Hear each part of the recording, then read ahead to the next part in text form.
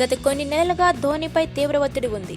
Test captain గా కోహ్లీ రాణిస్తున్న తరుణంలో విరాట్ ని అన్ని ఫార్మెట్లకు కెప్టెన్ గా చేయాలని సెలెక్టర్లపై కూడా ఒత్తిడి ఉంది. 2007లో ద్రావిడ్ నుంచి సారథ్య బాధ్యతలను స్వీకరించిన ధోనీ భారత్ కు ఎన్నో ఘన విజయాలు అందించాడు.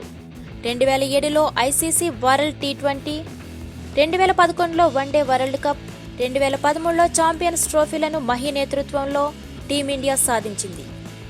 ధోనీ హయాంలో 2009 టెస్టుల్లో టాప్ ర్యాంకును భారత జట్టు కైవసం చేసుకుంది. ధోనీ నాయకత్వంలో భారత్ 199 వన్డేలు ఆడితే 110 మ్యాచ్ల్లో విజయం సాధించింది. 72 టీ20ల్లో 41 నెగ్గి 28 మ్యాచ్ల్లో ఓడింది. కెప్టెన్గా వన్డేల్లో 54 సగటుతో 6,633 పరుగులు తీశాడు. సారథిగా టీ20ల్లో 122.60 సగటుతో 1,112 రన్స్ సాధించాడు.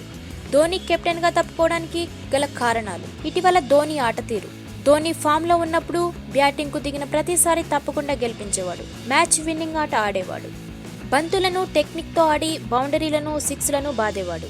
కానీ ఇటీవల అలాంటి ఆట తీరు కనబడడం లేదు. మ్యాచ్లను గెలుపుతో ముగించలేకపోతున్నాడు.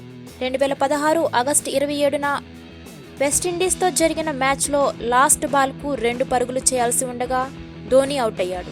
పైగా ఆ మ్యాచ్లోనే గత 23 టీ20ల్లో ధోనీ 30 కంటే ఎక్కువగా పరుగులు చేయగలిగాడు. ఢిల్లీలో న్యూజిలాండ్పై జరిగిన మ్యాచ్లో బ్యాటింగ్లో టాప్ ఆర్డర్లో దిగి కూడా 69 బంతుల్లో 35 పరుగులు మాత్రమే చేయగలిగాడు. ఆ మ్యాచ్లో భారత్ 6 పరుగుల తేడాలో ఓడిపోయింది.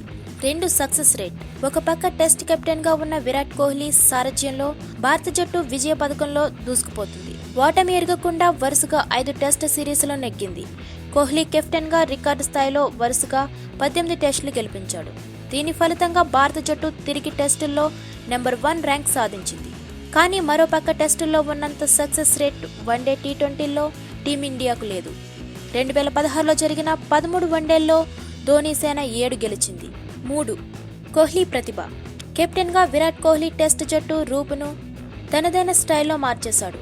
2 సంవత్సరాల క్రితం జట్టు కెప్టెన్ గా బాధ్యతలు తీసుకున్న తర్వాత కోహ్లీ అద్భుతమైన సక్సెస్ రేట్ను నమోదు చేశాడు. ముఖ్యంగా వెస్టిండీస్, న్యూజిలాండ్, ఇంగ్లాండ్ జట్లపై దూకుడుగా విజయాలు సాధించాడు. కెప్టెన్ గా ఉండి కూడా టెస్టుల్లో 2016లో 75.93 యావరేజ్తో 1215 పరుగులు చేశాడు.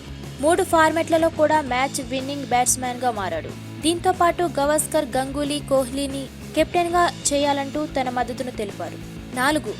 కొత్త కెప్టెన్ అవసరం ఉంది. పరిమిత ఓవర్ల ఫార్మెట్ కు కొత్త కెప్టెన్ ను ఎంపిక చేయడానికి ఇదే సరైన సమయం. ధోనీ వయసు 30 సంవత్సరాలు కావడంతో 2019లో జరగబోయే వన్డే వరల్డ్ కప్ కు అతని సేవలు అనుమానమే.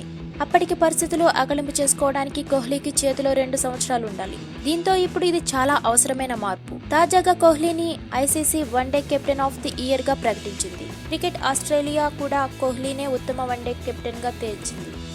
5. బీసీసీఐ పదవుల లెక్కల్లో తేడా. లోధా ఫ్యానల్ సూచనలను పాటించడంలో తత్సరం చేసినందుకు బీసీసీఐ అధ్యక్షులతో పాటు పలువురు ఆఫీస్ వ్యక్తులు పదవులను కోల్పోయారు. దీంతో అడ్మినిస్ట్రేషన్లో ఖచ్చితమైన మార్పులు రానున్నాయి. ధోనీ టెస్ట్ కెప్టెన్ గా తప్పుకోవడం, రిటైర్మెంట్ ప్రకటించడం వెనుక అప్పట్లో జట్టు డైరెక్టర్ గా రవిశాస్త్రి రావడం అనే పుకార్లున్నాయి. రవిశాస్త్రికి ముందున్న డంకన్ ఫీచర్లతో ధోనీ వెసులుబాటుగా ఉండేవాడు.